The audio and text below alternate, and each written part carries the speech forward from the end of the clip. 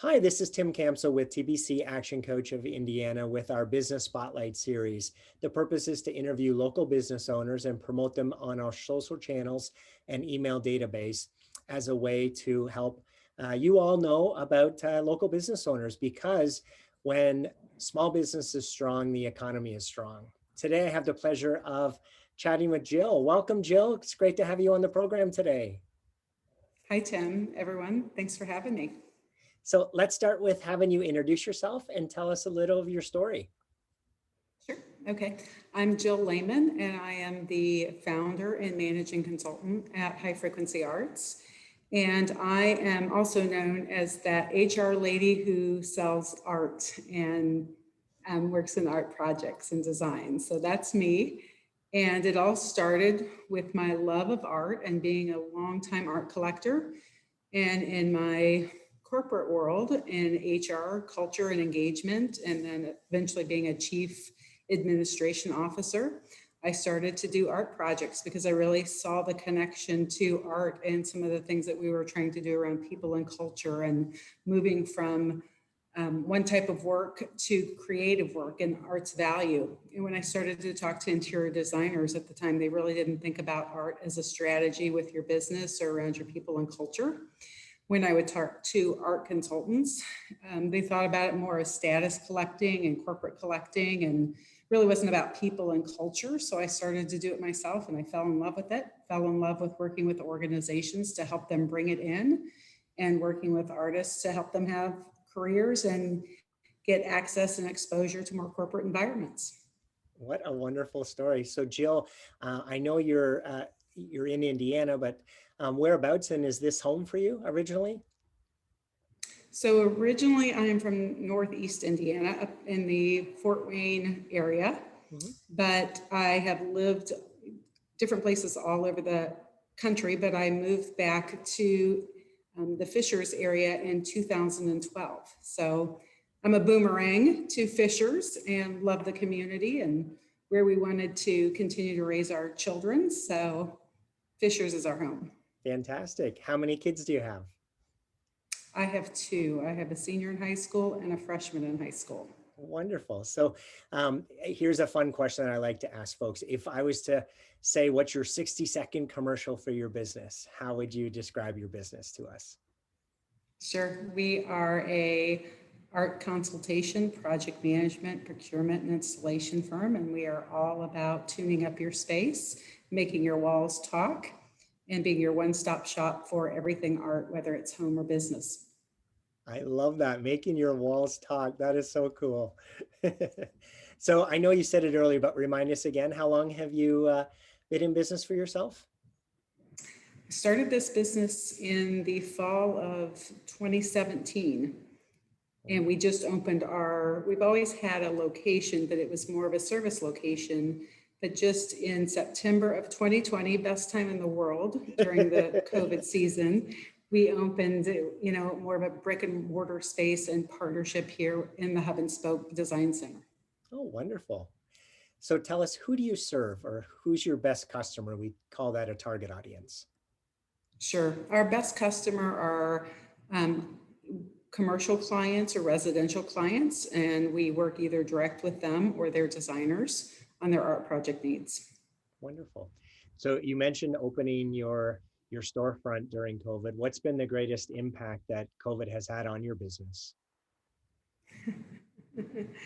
Well, when the commercial market seized up, the residential market opened up for us, which was nice to have a brick and mortar space for our residential clients and designers to come in. So I think that has been a benefit for us. Also, additional services now that we are offering. So we spent a lot of time during COVID too to think about what are some other art related services that are in that market that we could help deliver to our clients. So that gave us a little bit of leg up in time to do that and get our space ready for, as Hub and Spoke started to open up and the building filled with tenants, we would have our space ready for those grand openings and that foot traffic. So Fantastic. So you mentioned that you had some time to think about different ways. So we've all had to pivot during COVID and figure out how to have our business not only survive, but come out of this thriving. So what is one or two things that you did differently to make a difference during the pandemic, and how are those things working for you? Well, first was getting patience, right? During COVID, there's a lot of things that I wanted to react to. And I think we reacted to some of the right things we needed to do, like getting PPP and funding and working with our financial partners to see what we could do. We also pulled together our artists and our artist network to say, okay, during this time, how can we serve the greatest value? And, worked ahead on some of the projects and some of the strategies for things that when we knew the world would open back up again, would we be prepared and ready for that? So I think that was a piece of it. And then shifting from the commercial market into more of the residential market, which is a different sell. It's a different project. It's a different relationship. And we had done residential projects, but it wasn't our core, where it's much more ingrained in part of our business here a year later. Wonderful. So here's an interesting question, Jill. It's been said that smart people learn from their mistakes and wise people learn from the mistakes of others. So what's a mistake you've made along the way that you'd be willing to share so other entrepreneurs can learn from your experience? Sure. I've made my share of mistakes, gosh, in my corporate life and in my small business life. I think one of the biggest mistakes I made early on is when I really envisioned and started High Frequency Arts. I set out to put together this experience, because art is an experience. And instead of, focusing on, okay, what is the core and what can you do well, I went directly at first with a brick and mortar space, and we were going to do events and we were going to do all these things. And where I put it totally went under construction within months after opening the doors. And I realized, gosh, I was early adopter into a space and didn't, think through what was going to happen to the rest of the area going under development, and what that would mean for when you host an event space or when you have an art gallery and the impact. And then pulling back and going into a smaller space and just getting back to our core and our services, I had to move quick, because, when you have a brick and mortar space, you really have to think about how that infrastructure plays into your overall, finances, plays into, everything that you're doing. And we weren't ready for it. And we put it in a place where, construction was going to hit and it was going to impact our business. So that was a big mistake. And I wanted to quit. I did. I said, why am I doing this? I had a successful career in HR and as an executive. This is hard, having your own business. And, I just knew that what we were doing, I was passionate about, and that we could make a difference. So I decided to get smart and slow and focused about what we were doing, and really look long-term, not only in what we were doing, but the area we were doing it in and how that could impact our success in our future. Well, Jill, thank you so much for sharing. I know that will help many others. And also congratulations on not giving up on yourself and continuing to figure out how to make it work. That's awesome.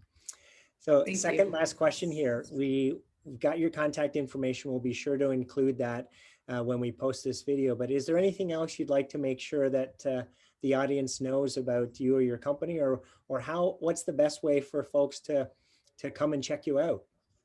Sure.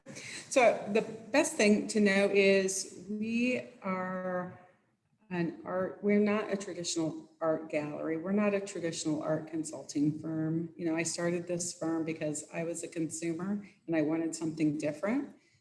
And I talked to a lot of artists and they wanted something different too from those resources and partners. So that's what High Frequency is all about. We're very social impact driven.